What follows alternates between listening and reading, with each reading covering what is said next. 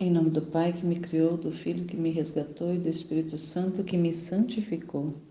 Divina vontade, reina na minha vontade. Ó minha mãe, eu te amo e tu me amas. Dá-me um gole da divina vontade para minha alma. Me abençoa, Mãe, para que todas as minhas ações sejam feitas diante de vossos olhos maternais. Vinde, Espírito Santo, vinde por meio da poderosa intercessão do Imaculado Coração de Maria, vossa amadíssima esposa e nossa mãe. Amém. Eu não sou nada, Deus é tudo, Pai, eu te amo.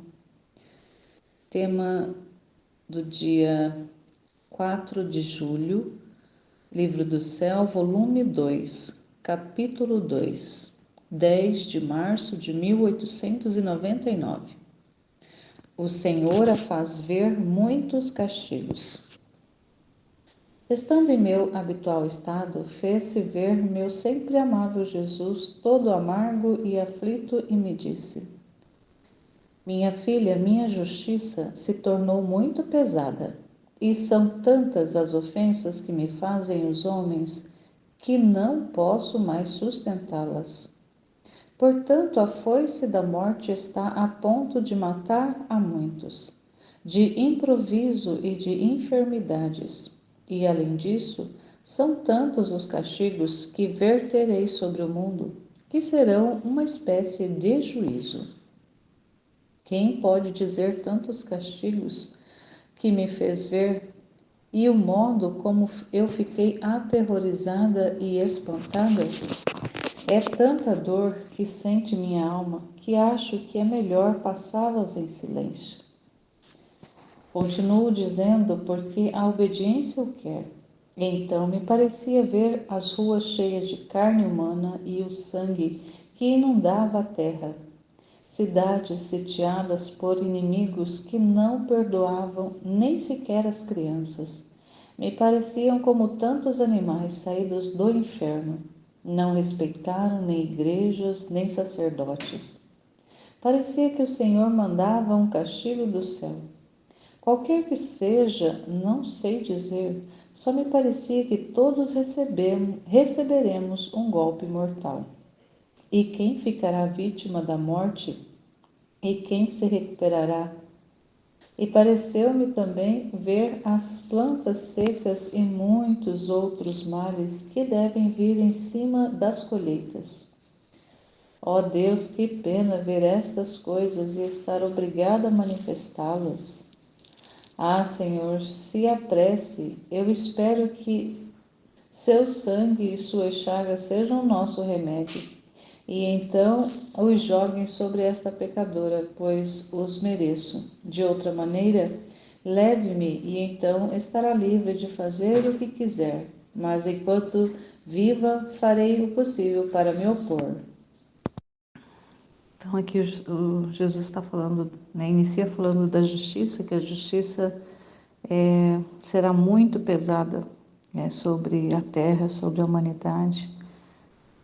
Porque quando em relação ao pesado é porque a compensação que essa justiça precisa equilibrar ali é porque os pecados, a desobediência, o afastamento de Deus dos homens se tornou tão grande que a justiça, para fazer esse equilíbrio, ela vai ter que vir com muito peso. Na verdade, se a gente também vai entendendo que se não fosse a misericórdia de Deus, a justiça, se ele fosse realmente fazer justiça, ele já teria exterminado o ser humano da face da terra, porque por causa de tanta iniquidade, de tanta rebeldia.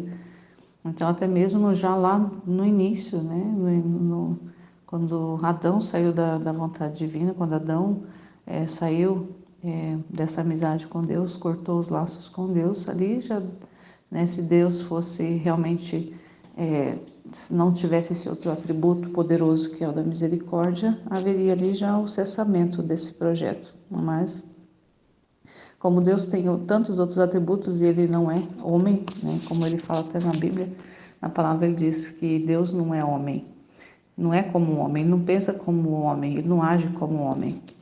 E então, ali é diferente. Então, Mesmo Jesus falando ali para a Luísa que a justiça agirá pesadamente, a gente sabe também que a misericórdia também está sempre ali concorrendo junto, né? Está sempre ali caminhando junto da justiça para que também não seja justo, mas uma justiça misericordiosa, né? Vamos dizer assim.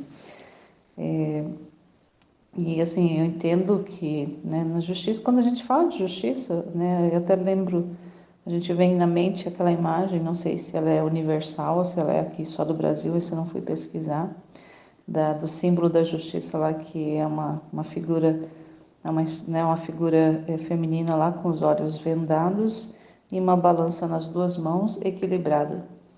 Então, a gente sempre que pensa nessa expressão e pensa em algo relativamente à justiça, a gente pensa que é algo que é justo, né? Que não pesa nem para um lado nem para o outro, nem o benefício é maior do que o pagamento. Então sempre tem aquele equilíbrio até tem uma expressão que a gente fala, né? Que todo ônus tem um bônus, ou melhor, que todo bônus tem um ônus. Então, isso aí é para expressar que a justiça ela tem uma proporção ali de pagamento em relação ao bem que se adquire. Então, a justiça, quando ela se torna castigo, porque o pagamento ali precisa ser em castigo, porque o que recebe, aquele que precisa castigar recebe, é só malefício, só mal. Então, a justiça vem em forma a justiça vem em forma de castigos. Se for, e ao contrário, é, a justiça vem como uma forma, né, às vezes para poder compensar a pessoa ou para premiar a pessoa. Também tem essa realidade, né, da premiação, às vezes existe ali uma justiça para equilibrar aquele pagamento daquele bem, então existe ali algo que precisa ser pago, então também se considera nisso uma justiça, mas não se vê como um castigo em si, mas só como um equilíbrio ali de justiça. Então a gente, e sobretudo nós vamos entendendo esse equilíbrio de justiça conhecendo as revelações que o Senhor faz no livro do céu, porque até então a gente sempre pensava, né, que os bens, as graças que Deus vai dispensando sobre nós, sobre as criaturas, sobre o mundo, é totalmente gratuito, né? Não existe ali uma cobrança, não existe algo para um pagamento ali. E agora a gente vai entendendo que existe. E de alguma forma Deus recebe uma compensação em relação às graças que Ele derrama, seja de alguma alma vítima em algum lugar, dando as reparações, fazendo ali, compensando as faltas e as falhas dos demais, ou até mesmo em certo grau, quem está recebendo as graças em alguma área da vida, em outra tem alguma coisa ali que tá ali mais que está mais dolorido, que está mais sofrido, que precisa.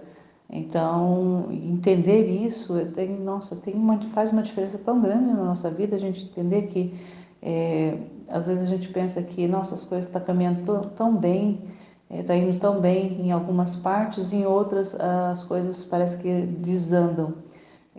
Só que se a gente olhar humanamente, a gente não compreende certas realidades, ou a gente vê e busca explicação humana. E mesmo buscando explicação humana, algumas coisas a gente até acha a resposta, mas são respostas humanas, que não preenchem totalmente as lacunas do nosso interior, do nosso ser lá, que quer entender realmente o que está acontecendo. Agora, com os conhecimentos que você vai trazendo, a gente vai visualizando mais amplamente as situações, as realidades, e vai buscar essa compreensão mais profunda. E essas compreensões, à medida que elas vão vindo, elas vão realmente preenchendo a nossa alma e vai trazendo também, juntamente com essa compreensão, uma aceitação de que realmente é justo e que Deus, ele é perfeito quando ele faz. Quando ele age na justiça, ele é perfeito. Quando ele age nos castigos, para compensar essa justiça, ele é perfeito. Quando ele age na justiça para compensar um bem que ele está dispondo, né, disponibilizando, dando, agraciando uma criatura, ele também é perfeito. Deus assim é perfeito, é equilibrado, ele é ordenado. Então a gente vai, conforme a gente vai conhecendo, à medida que a gente vai conhecendo, a gente vai compreendendo, a gente vai aceitando e vai passando até mesmo tanto à medida assim, quanto mais a gente conhece o trabalho que Deus faz, o trabalho que Deus produz, que Ele age, o trabalho que Ele está fazendo, mais que aceitar, o nosso grau chega a ser de amor, de correspondência de amor para com Ele. Não que isso seja humano, mas que seja realmente algo assim que é um trabalho dele mesmo na nossa alma que vai fazendo. Mas isso tudo vem com entendimento, a gente não consegue ter essa compreensão na ignorância, na obscuridade. Então, eu falo em relação a isso porque, na verdade, quando a gente está passando por momentos difíceis, de tribulações, e a gente desconhece os paraquês, o trabalho que está sendo realizado ali, o que Deus está fazendo, assim, de imediato, até mesmo com o passar do tempo, a nossa resposta mais certa de acontecer é de revolta, é de não aceitação, é de contrariedade, de negação, principalmente negação. A gente nega muito, a gente não aceita, a gente sempre se rebela contra, a gente acha que é injusto. Então aqui é a questão da injustiça, a gente sempre acha que Deus é injusto, porque a gente não consegue entender o que está acontecendo, o que Ele está fazendo. Então por isso que é tão importante a gente conhecer o trabalho de Deus, para poder a gente realmente ali ter essa compreensão, aceitar e amar o trabalho dele. Eu vejo que isso é tão fundamental e eu aplico isso na realidade que eu estou vivendo, né? Eu sei que todo mundo vive realidades de sofrimento, de tribulações, mas sobretudo aqui assim, bem agora, pontualmente, né, aqui em casa quase todo mundo entrou assim, né, num processo de gripe e eu vejo que assim, que faz parte do tempo, né, dessa mudança climática que a gente também está passando, que tem mudança de temperatura muito brusca e mas assim, né, falando em relação mais ao Vinícius, o Vinícius desde sábado à noite começou com uma tosse e do domingo eu tive até que levar ele para o ponto-socorro, porque ele passou por febre e a febre ocasionou uma convulsão forte. E aí o médico entrou com antibiótico, anti-inflamatório, tudo mais, essas coisas que a gente já fazia uso há muito tempo.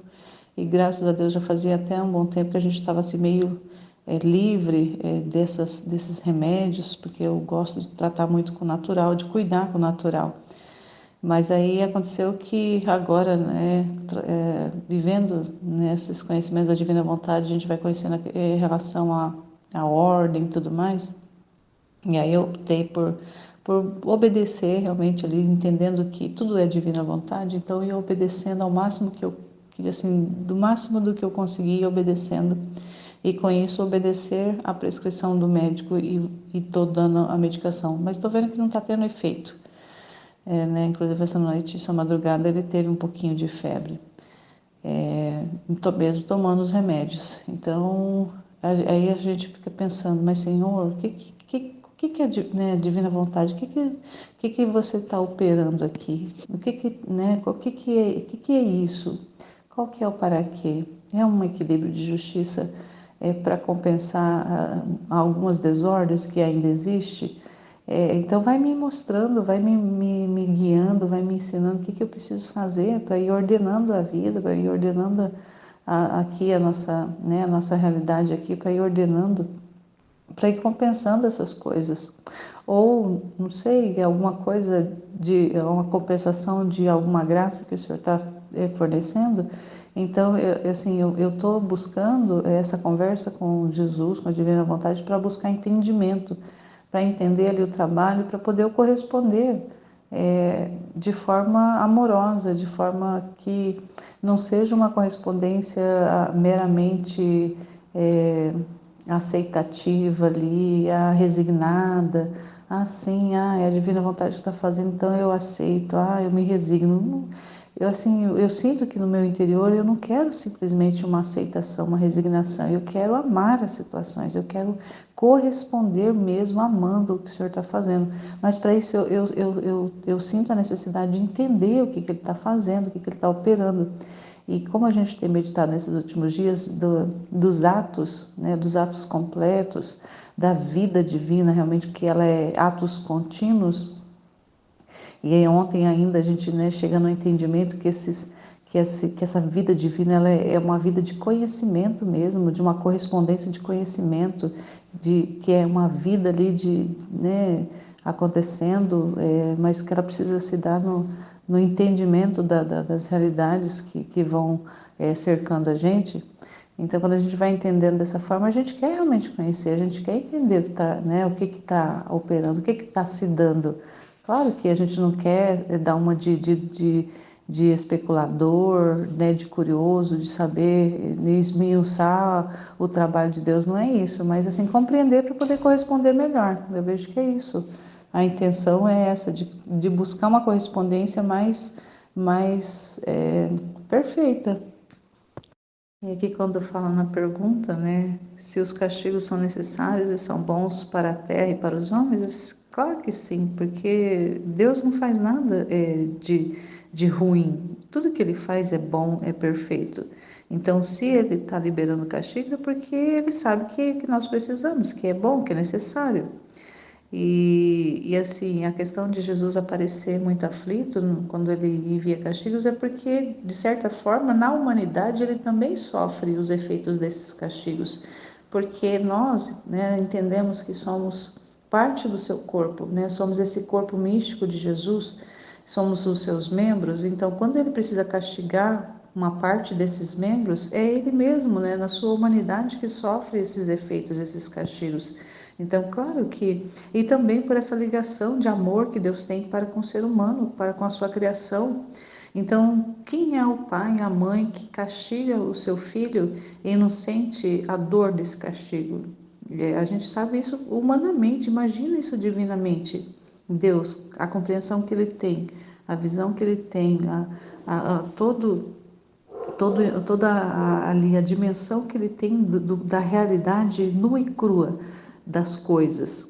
Imagina a dor que é para, né, para a humanidade de Jesus ter que castigar. Então nós, né, eu falo como mãe, quando eu preciso dar alguma correção, a gente sente dor no coração de ter que fazer, mas a gente sabe que é necessário porque precisa. Mas a gente sente essa dor, porque a gente não gostaria de colocar o outro em sofrimento.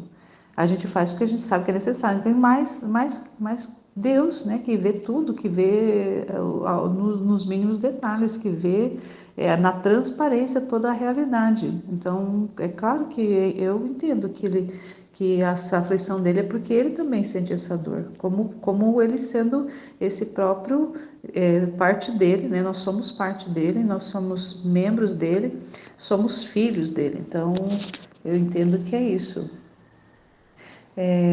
E assim, eu acho que os castigos eles são estritamente necessários, porque realmente nós estamos caminhando, né? O ser humano caminha fora da ordem, caminha na desobediência, caminha na rebeldia. Então eu acredito sim que são necessários, que são estritamente necessários. E a justiça, os castigos de Deus são o amor dele mesmo, porque a gente também entende humanamente que quando um pai ou uma mãe castiga um filho, ele não faz isso porque ele é ruim, porque ele é uma pessoa desordem, né? Claro que tem a desordem ali intrínseca na criatura humana, porque realmente está fora está nessa realidade ali do pecado original. Mas mesmo assim, a gente sabe é, que essa realidade ali do castigo, ele é necessário. Então, eu vejo que mais ainda Deus, né? Então, eu creio, acredito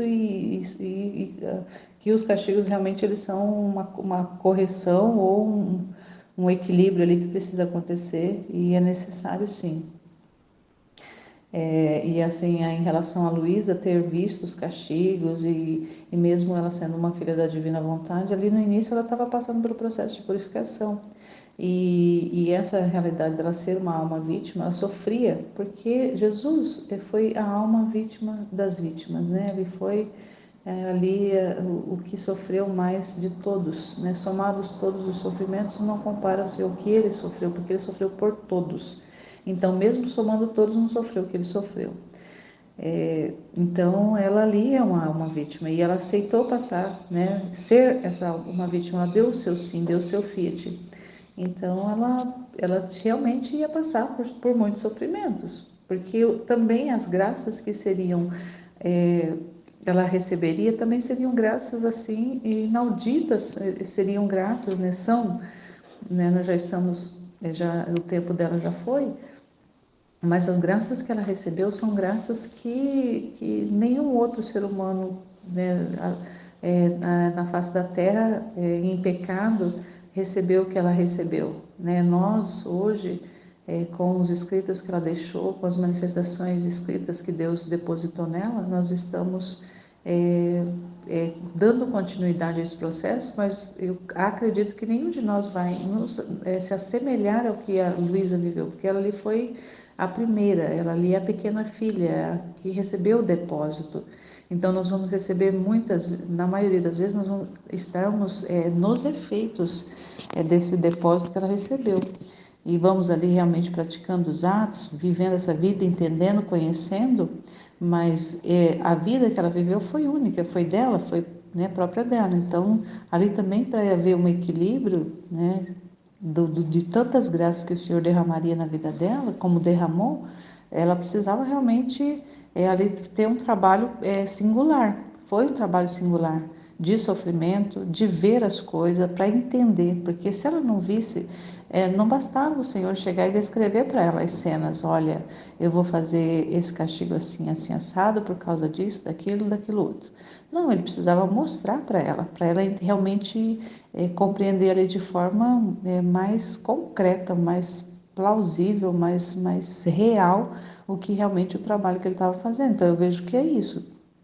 Então, quando a gente tem essa realidade ali mais visual, mais de forma ali concreta na frente, diante dos olhos, é muito mais fácil a compreensão, o entendimento depois de uma explicação que vem, do que simplesmente uma narração. Então, eu vejo que era necessário, sim, e Deus só faz o que realmente é necessário, né? Aquilo que Ele quer fazer é perfeito.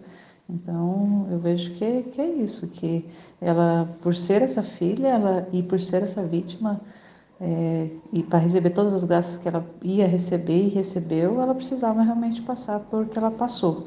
E ela não pereceu porque Deus sempre esteve com ela, e assim como Ele está sempre com a gente. Então, embora recebamos castigos, recebemos punições da justiça, ali equilíbrio de justiça, mas Deus não nos abandona. Se ele, como ele já fala em outros trechos, se a criatura perece, não é porque Deus abandona, mas é porque a criatura sai da vontade de Deus, porque a criatura sai da presença de Deus, porque a criatura abandona Deus, porque a criatura rejeita Deus, e não porque Deus faz isso. É a criatura que sai.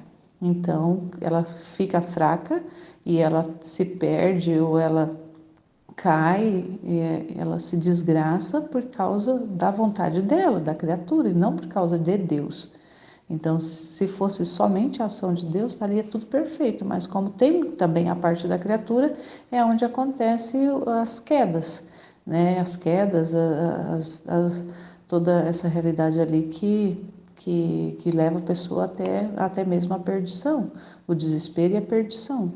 Mas tudo ali está dentro da vontade da criatura, da liberdade que a criatura tem, né? Então, quanto mais conformada ela tiver com o que Deus está fazendo, e para isso, essa conformação eu vejo que ela está proporcionada ao conhecimento, né, do que realmente está se dando, nem que seja ali o mínimo do conhecimento que Deus queira liberar, é importante para poder essa correspondência ser mais estreita, ser mais verdadeira, porque se Deus, essa vida divina, ela precisa acontecer na verdade, a verdade é conhecimento. A verdade não é obscuridade, a verdade não é não é algo oculto, ela é clara, a verdade é luz, a verdade é dia, a verdade não é noite, a verdade é dia, a verdade é luz. Então, para que essa correspondência seja realmente verdadeira, iluminada, ela precisa ter ali disposta também o mínimo de conhecimento, o mínimo de luz sobre os acontecimentos que estão se dando. Eu vejo que é isso. Amém, Fiat.